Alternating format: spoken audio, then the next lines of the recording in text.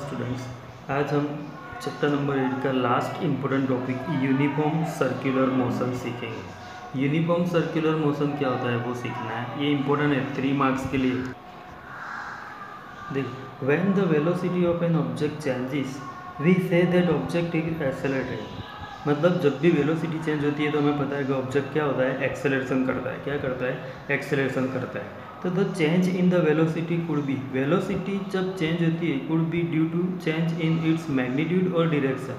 Velocity दो चीज़ों पे डिपेंड करती है, हमें पता है, मैग्नीट्यूड एंड डायरेक्शन। तो ये दोनों में से अगर मैग्नीट्यूड चेंज हो जाए तो भी वेलोसिटी चेंज होगी, डायरेक्शन चेंज होगा तो भी वेलोसिटी चेंज होगी, या दोनों चेंज होंगे तो भी वेलोसिटी चेंज होगी। ये हमने आगे वेलोसिटी में भी देखा था। और डायरेक्शन ऑफ मोशन और बोथ, राइट। तो can you think of an example when an object does not change its magnitude. जब ऑब्जेक्ट इसकी मैग्नीट्यूड चेंज नहीं करता है वेलोसिटी की, but only its direction of motion, only direction change करता है, तब क्या होगा? तो उसका सिंपल एग्जांपल ये रहा। देखो यहाँ पे ये दिया है कि ये रेक्टेंगल पाथ है, कि ऑब्जेक्ट यहाँ से स्टार्ट करता है और ऐसे जा रहा है, समझो रेक्टेंगल पाथ पे। इसकी वेलोसिटी हर टाइम सेम होती है, पर वो 1 2 3 4 टाइम डायरेक्शन चेंज करता है। ऐसे ऐसे जा रहा था, फिर ऐसे आया, फिर ऐसे डायरेक्शन चेंज किया, 4 टाइम डायरेक्शन किया। अब ये रेक्टेंगल पाथ था ट्रैक पूरा, अब ये हेक्सागोनल ट्रैक हो तो ऐसे वो कितनी बार 6 टाइम डायरेक्शन चेंज करेगा। उसके बाद वो ऑक्टागोनल शेप लिया, रेगुलर ऑक्टागोन। रेगुलर ऑक्टागोन मतलब हर साइड इक्वल होती है, तो उसमें भी 8 टाइम वो डायरेक्शन चेंज करता है। ऐसे जितनी बार इंक्रीज करते जाओ डायरेक्शन चेंज, लास्ट में जो पाथ मिलेगा वो सर्कुलर पाथ होगा। कैसा होगा? Circular path. ये जो सर्कुलर पाथ होता है उस पर जो मोशन होगा यूनिफॉर्म वेलोसिटी से, तो उसे सर्कुलर मोशन बोलते हैं, यूनिफॉर्म सर्कुलर मोशन, जिसमें स्पीड चेंज नहीं होगी, सिर्फ डायरेक्शन हर पॉइंट पे चेंज होता है, हर पॉइंट पे। ये पॉइंट लो तो इससे फिर डायरेक्शन यहाँ होता है, समझो यहाँ पॉइंट है एक, तो इसका डायरेक्शन ऐसे होता है, स्ट्रेट जाओ तो यहाँ से, पर इसके बाद ये ऐसे ऐसे ऐसे, मतलब डायरेक्शन हर बार चेंज होता है। जैसे यहाँ पे डायरेक्शन यहाँ जा रहा है, फिर यहाँ जा रहा है, फिर ये जा रहा है, ऐसे।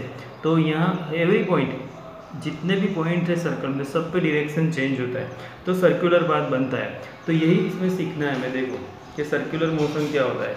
तो यहाँ पे ये जो डायग्राम दिया था उसका एक्सप्लेनेशन दिया है कि let us consider an example of the motion of a body along closed path. 8.9 A में दिया है, shows the path is athlete along a rectangular track ABCD।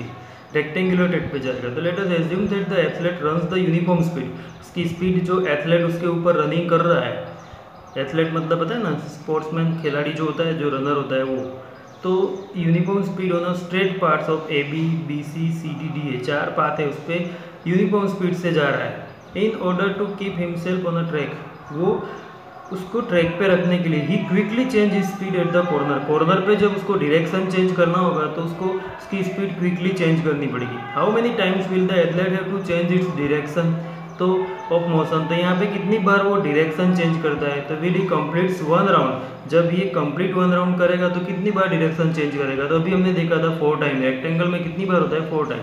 It is clear that it move to rectangular track once he has to change his direction of a motion 4 times. एक round complete करने के लिए उसको कितनी बार direction change करना पड़ता है? 4 times. कितनी बार? 4 टाइम्स। इसी तरह आगे फिर हमने हेक्सागोन देखा, तो देखो यहाँ पे वही दिया है हेक्सागोनल, कि ना suppose instead of rectangular track the athlete running along the hexagonal shaped path ABCDF, ये ABCDEF हेक्सागोनल पाथ दिया है, ये नीचे जो दिया है ना हेक्सागोनल, ये वाला, राइट। तो as shown in figure, in this situation the athlete will have to change his direction 6 times while he complete 1 round. यहाँ उसको एक राउंड कंप्लीट करने में कितनी बार डायरेक्शन चेंज करना पड़ता है? 1 2 3 4 5 6 टाइम्स उसको क्या करना पड़ेगा? डायरेक्शन चेंज करना पड़ेगा। what if the track was not an hexagon but a regular octagon। जब ये हेक्सागोन था उसकी जगह पे रेगुलर ऑक्टागोन लो, तो ये ऑक्टागोन जो अभी हमने देखा था कि ऑक्टागोन में 8 साइड होती है। कितनी होती है? 8 साइड होती है। तो यहाँ पे octagon with 8 equal sides ABCDEFG, ये हमने डायग्राम लिया था ABCDEFGH, राइट। तो इट इज़ ऑब्जर्व दैट, यहाँ पे क्या होगा? It is observe that as the number of sides of a track increases the athlete has to take turns more and more often. जितनी साइड्स इंक्रीज होगी उतनी बार उसको turn करना पड़ेगा, ज़्यादा टाइम टर्न करना पड़ेगा एक्सेलेरेट को रनिंग करने के लिए, right. What would happen if the shape of the track as we go on increasing the number of sides indefinitely. जब ये जो ट्रैक होता है उसकी साइड्स इंडेफिनेटली मतलब बहुत ज़्यादा फिक्स नहीं, इतनी सारी हम उसको इंक्रीज कर दो साइड्स को, तो वो ट्रैक का शेप क्या हो जाएगा।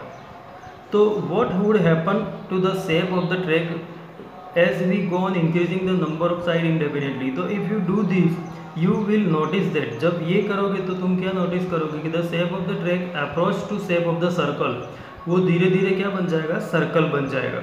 And the length of each of the side will decrease to a point. एक साइड जो होती है ये साइड वो छोटी होती जाएगी, जैसे यहाँ थी उससे डिक्रीज होकर इतनी छोटी होगी, फिर डिक्रीज होकर छोटी हुई, फिर डिक्रीज होकर इसकी जो लेंथ है वो एक पॉइंट जितनी हो जाएगी। कितनी हो जाएगी, एक पॉइंट, एक पॉइंट एक साइड, फिर दूसरे पॉइंट पे दूसरा डायरेक्शन, तो वो साइड चेंज ऐसे हो जाएगा। तो side will decrease to a point, point जितनी हो जाएगी, right. If the athlete moves with a velocity of constant magnitude along the circular path, जब वो कांस्टेंट वेलोसिटी से मूव कर रहा है तो the only change in his velocity is due to change in the direction of motion. तो उसकी velocity change तो हो रही है, बट किसकी वजह से, ओनली उसका जो डायरेक्शन चेंज हो रहा है उसकी वजह से। उसकी वेलोसिटी किसकी वजह से चेंज हो रही है, ओनली जो डायरेक्शन वो चेंज कर रहा है, हर पॉइंट पे डायरेक्शन चेंज कर रहा है। Due to this velocity is change, velocity क्या होती है, चेंज होती है, due to change in the direction of motion. The motion of the athlete moving along a circular path is therefore an example of accelerated motion। इसे क्या बोलते हैं, accelerated motion. Direction change होता है, डायरेक्शन चेंज होगा तो acceleration होगा, तो उसे क्या बोलते हैं, एक्सेलरेटेड मोशन, राइट। क्योंकि डायरेक्शन चेंज हो या मैग्नीट्यूड चेंज हो, दो में से एक चेंज हो तो भी वेलोसिटी चेंज होती है, और दोनों चेंज हो तो भी, तो यहाँ पे डायरेक्शन चेंज होता है उसकी वजह से एक्सेलरेशन आता है। तो इसे क्या बोलते हैं, एक्सेलरेटेड मोशन। क्या बोलेंगे, एक्सेलरेटेड मोशन, राइट। तो सिंपल यूनिफॉर्म सर्कुलर मोशन में ये सारे एग्जांपल्स तो 4 मार्क्स में पूछे तो ही लिखने, नहीं तो फिर उसकी सिर्फ डिफाइन ही लिखनी है और एक एग्जांपल एक्सप्लेन कर देना है। 2 मार्क्स 3 मार्क्स में पूछे तो कोई भी एक एग्जांपल, जैसे इंक्रीज करो साइड, ये दो लो या ये दो लो, कोई भी एग्जांपल लिख के उसको एक्सप्लेन कर सकते हो, राइट। तो ये एक्सेलरेटेड मोशन को एक्सप्लेन करना है। अब उसकी डिफाइन लिखनी होती है, वो भी देखते हैं। तो पहले देखो ये जो पाथ था सर्कुलर पाथ था, राइट। तो यहाँ पे when we know that the circumference of a circle of a radius r is given by 2 pi r। ये जो लेंथ होती है, हम लेंथ मेजर करना हो तो जैसे रेक्टेंगल का पेरीमीटर फाइंड करते थे, इसकी सब साइड्स का टोटल करो, तो इसका ये टोटल लेंथ कितना होता है, यहाँ से शुरू करो तो यहाँ तक मेजर करो तो कितना होता है, तो इक्वल टू इट्स सर्कमफरेंस। इसका सर्कमफरेंस क्या होता है कि अगर रेडियस r दिया हो तो सर्कमफरेंस क्या होता है, 2 pi r। तो ये पूरी लेंथ कितनी हुई, 2 pi r equal to its circumference, right. If the athlete takes t second, ये जो एथलेट है ये पूरा एक राउंड कंप्लीट करने में टाइम कितना लेता है, t second to go once round the circular path of radius r, the speed v is given bye.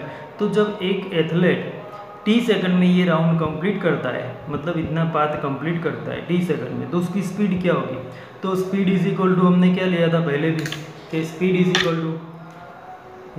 Equal to हम क्या सीखे थे कि डिस्टेंस अपॉन टाइम, क्या सीखे थे, डिस्टेंस अपॉन टाइम। तो यहाँ पे स्पीड v, स्पीड का सिंबल v हमने लिया है, डिस्टेंस कितना कवर किया है तो पूरा एक राउंड, तो वो राउंड की लेंथ कितनी होती है, 2 pi r equal to its circumference, right. वो टाइम t लिया है तो v is equal to 2 pi r upon t, यहाँ पे स्पीड हो जाएगी, जितना भी सर्कमफरेंस है सर्कल इंक्रीज डिक्रीज करो तो उस हिसाब से आएगा।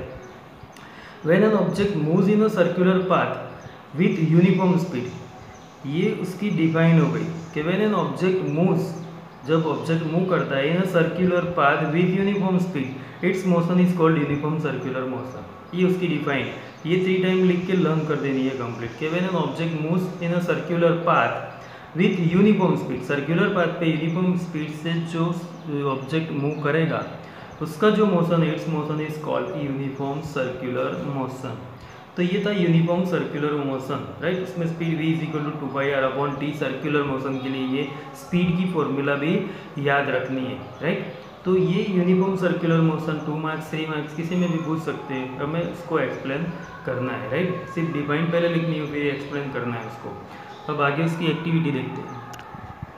देखो activity 8.11, take a piece of a thread and tie a small piece of stone on one of its ends, एक थ्रेड, एक डोरी लेनी है, उसके एक एंड पे एक स्टोन को टाइट कर देना है, बांध देना है। बचपन में तुमने ऐसे खेल खेले होंगे बहुत सारे।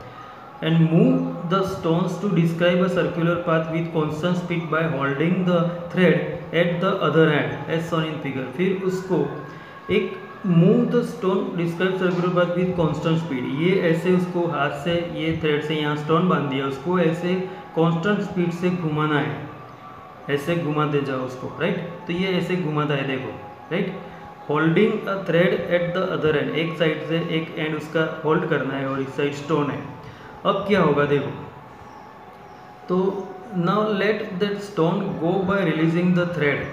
अब ये थ्रेड को रिलीज करो तो स्टोन कहाँ जाएगा वो, तो देखो ये जो डॉट्स दिए ये सारे डायरेक्शन बताते हैं। मतलब स्टोन ऐसे घूम रहा है, यहाँ से यहाँ है और इसको रिलीज कर दे यहाँ से, तो ये स्टोन ऐसे चला जाएगा। यहाँ आए और रिलीज करो तो ऐसे जाएगा, यहाँ आया तो ऐसे जाएगा, यहाँ आया तो ऐसे, कहीं से भी रिलीज करो उसका डायरेक्शन हर बार अलग होगा। क्या होगा? अलग होगा। इसीलिए डायरेक्शन एवरी पॉइंट पे चेंज होता है। तो डायरेक्शन चेंज होगा तो वेलोसिटी में क्या आएगा? एक्सेलरेशन। क्या आएगा? एक्सेलरेशन।